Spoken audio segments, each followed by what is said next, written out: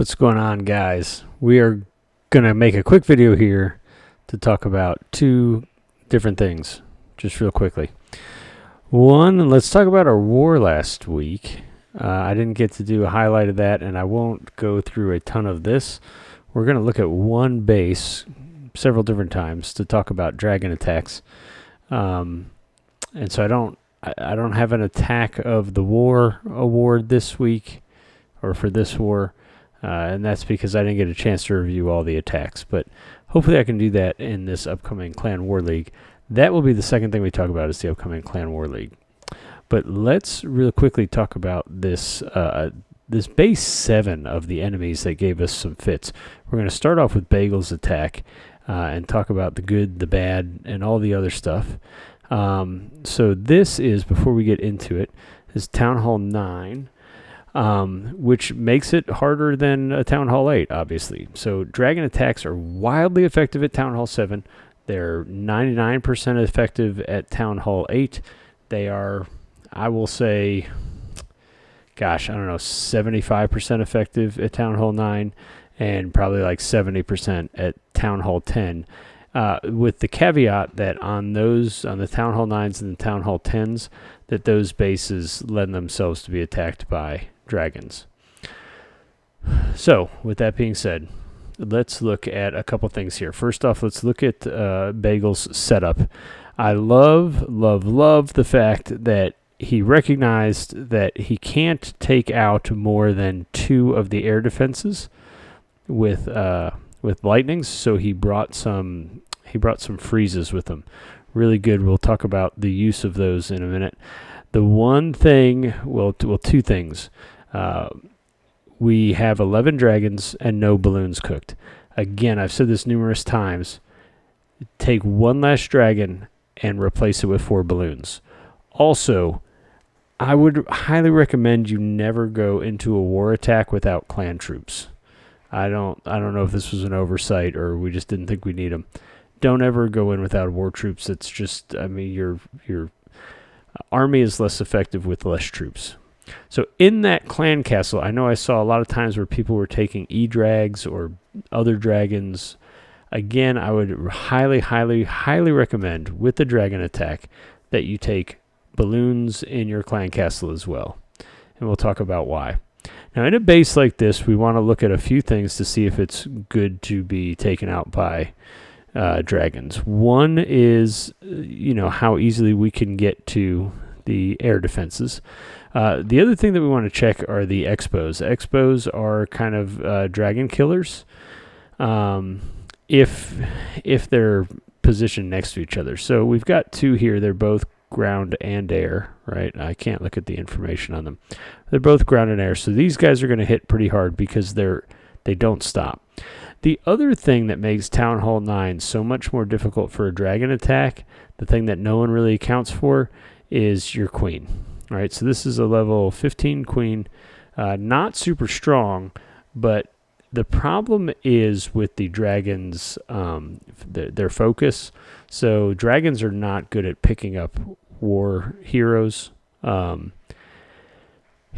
not going to go into detail as to why not. They're just not. So the war heroes move, the dragons have to move, and they're slow to hit. So it's just they're not good at that. So when I'm looking at a base like this, obviously we have to account for the air defenses. We don't want to swim upstream against them. So I do like the side that Bagel picked to go from, and we'll talk about that in a second. But then the question comes, if we're going to go from this edge over here, which is where we came from, then which air defenses should we take out? Now the answer is almost always the ones furthest away from where we start. This base in particular, these 2 air defenses are pretty close to the edge, relatively close to the edge. They're far enough away that you can clear pretty much these first lines of buildings and then get pretty quickly to the air defenses. This storage here will get in the way a little bit, but if we take balloons, the balloons will bypass this storage, and they're again, assuming that you drop them properly, and they will take these 2 air defenses out pretty quickly. So I would recommend using your lightning on these other two if this is the edge we're going to come from. Now, it would also be fair to take out...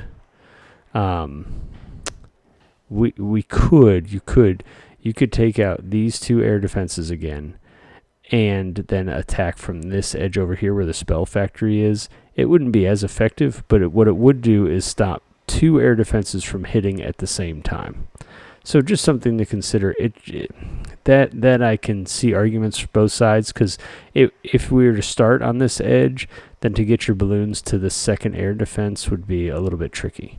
So then again, you could take out this air defense and this air defense, start on this edge with the spell factory, and then these two are far enough away that they won't both be hitting the same target, which is part of the problem. All right, so let's see the beginning of this. So Bagel chooses to lightning these ones that are near where he starts. We got a nice lightning there. We took out two targets, take out another two targets. The placement of those is really good, but then we start on this side. So now what is going to happen in a case like this is by the time your dragons get through all of this stuff, they're going to be thinned out and these things are going to take you out. So this will not be a 3-star just by design. But I will say this was a perfect, in my opinion, a near perfect deployment of our dragons. So as we go forward, he lays them out evenly across this edge, so he's not going from corner to corner. He's adding some late to make sure that they're going where he wants them to go, and that's perfect. Okay, so the deployment of this was really, really good. I would argue that not bringing balloons is a big problem, and that taking the air defenses out that are where we are starting is only going to end out poorly. We want to be able to hit the air defenses early in our attack because that's when our army is the strongest. The other thing I will tell you is with the dragon attack, our heroes should be used on the outside edges. So like over here, where these buildings are gone now, should be used over here and over here to take out these buildings on the outside and to force our dragons to stay in between those areas. This queen here in particular really doesn't end up doing a lot for the attack because she spends so much time on a wall. Remember, queens are not intelligent creatures. They're just not. So she's still, there's all kinds of stuff shaking out with this E-drag, defensive E-drag, and she's over here like stuck on a wall. Now, a couple cool things. I missed it in this replay, but I saw that we used the freeze spells to freeze up the E-drag. That's pretty cool, except I would wait until the E-drag was closer to being hit. So we froze him, which stopped him from getting closer to our dragons. But really what we want to do is freeze him to give our dragons time to line up their hits. So I'd wait till he was a little bit closer. The other thing I would recommend is instead of two freezes that we bring one freeze and one poison. The poison will be very, very effective against an E-drag. Remember, poisons don't only just do damage to those targets, they also slow their attacking down. So then the E-drag will do less hits. They will perform less hits and do less damage to your troops. So we can speed this up ×4. The E-Dragon did a fair bit of damage there, but in the end, we can't account for these air defenses. We didn't even get close to them. So you can see this really wasn't going to be necessarily a 3-star. But good deployment on the dragons. I've got no argument there. But now we struggled with this base a lot. So it's fair to say, let's go look at some of the other attacks against this base, which I don't think was all that strong, but perhaps I'm wrong. Perhaps I'm being overconfident in my abilities to hit with the dragon. So if we look at this attack by Toaster, we combined several of the elements that were good about Bagel's attack and tried to improve on a couple of them. So let's go look and see where the lightnings go down. Now again, before we do that, let's talk about troop selection. So I like we got our balloons. I'm assuming those are balloons in the clan castle. I can't remember. It might be a dragon. I can't remember. But again, we've brought 10 lightning spells. 2 of those are essentially going to be a waste. So we can use 4 of them on one air defense, 4 of them on another, and take those defenses completely out. But then we can only do partial damage. And that doesn't really do us any good, because then the air defense can continue to pummel away at our dragons. So I would recommend, instead of those last 2 lightnings, that we bring a freeze and a poison, perhaps. Okay, and we'll see why that poison would be really helpful in this attack. So in this case, we zapped the ones that were far away. Okay, and I think we start on the same edge, but I don't. Okay, so we start in very much the same fashion. So we're building our funnel here. We're taking some of these structures on the outside of this line, which is good, and then we throw down some more. Now here's the problem. So yeah, it was an E-Dragon, that clan castle. So the problem with the E-Dragon, the clan castle, is nothing is going to immediately focus the air defenses. And the air defenses are a son of a gun. So we really want to get those down as quickly as possible. And the E-Drags move pretty slow. Again, we drop our queen behind everything, behind our line of dragons, instead of maybe over here where she could help force our dragons back into the middle. I like this king up here is really good, but this queen is going to get stuck on a wall. She's going to do a whole lot of nothing. Let's see how that goes through. So again, our brilliant queen creature, she is beating up that wall, and it'll take her a long time to get through it. So just don't drop your queens behind dragon lines. So we've taken down this first air defense, or this, I should say, third air defense. I think this is right along the lines. If you watched any of my attacks in this war, I forgot to drop my P.E.K.K.A.s twice in 2 different attacks. Once it cost me, I got away with it.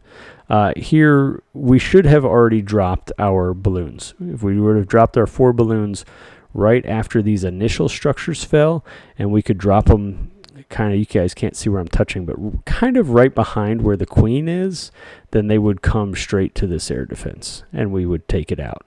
But let's see. So this E-Drag shows up. We've got no poison to deal with it and slow it down. Does a ton of damage to us. We did get that air defense, but this E-Drag is just having a field day and kind of takes over. Takes out our queen, takes out everything. Now I see the balloons coming in on the backside, but at that point it's too late because there's nothing to cover. So keep in mind that the reason why we use dragons and just a small platoon of balloons is because those balloons will go faster than the dragons, but the dragons can tank those air defenses for the balloons. So you want to time it so, like, right as the air defenses start targeting the dragons, the balloons are just surpassing the dragons, and then they can take out the air defense. The other thing about having a platoon of balloons like that is they will occasionally take out seeking air mines and things like that. So this one, this attack, I think in some ways was executed pretty well and planned pretty well. I think, again, a poison or even 2, or a poison or freeze spell instead of those last 2 lightnings to handle that E-Drag in the clan castle, and I think this is a 3-star. So not a bad effort. Now we struggled with this a couple more times. I think I screwed Boxy up. Boxy was asking me how to do it. I said I would do it similar to how Bagel, I think what I said was I would do it the way Toaster did it, and then he, I believe, reviewed Bagel's attack because Bagel had 2 stars, so that was the one that was right there fresh on the replay. So Boxy, sorry I screwed that up for you. But we did eventually get it in a different fashion, and this is something we need to talk about. So Missile is really in love with his hogs right now, and so we see, to get the 3-star on this base, we get the hog attack. And I'm not really going to comment on this a whole lot, other than I'm just going to kind of let it play. I will tell you that a good hog attack, and Missile, I'm not saying this was a good hog attack. I'm saying if you drop a good hog attack against the Town Hall 9, you'll 3-star it more often than not. We will talk about hog attacks in a different video because, especially for Town Hall 9, they're very effective. Town Hall 10, they can be really, really good too. Just know that they are fickle. So a lot of times you can have a hog attack that gets an easy 100% like this one does, or it can end in like a 20%. So just know that they're a little bit risky. Okay, so again, with our dragon attacks, which are not always very successful at Town Hall 9 and Town Hall 10, although I think we will run into clans where they have rushed Town Hall 9s and 10s, and dragon attacks are super good in those situations. But remember, bring some balloons. Consider what your spell composition is, because especially in Toaster's attack, I think the use of a poison spell in that attack, and it will end very, very differently. So, okay, now let's talk about Clan War League, because I'm getting a lot of questions on what it is, how it works, all this stuff. Just want to touch on a couple of the key details. So the Clan War League will last a week. So we will start it sometime tomorrow. It will, you'll have 1 day of prep, I think, and then every day after that initial prep, you will be attacking against another clan, and you will be prepping against an additional clan. So there will be 8 clans in our quote-unquote league, and we will have a 1-day war against all of them.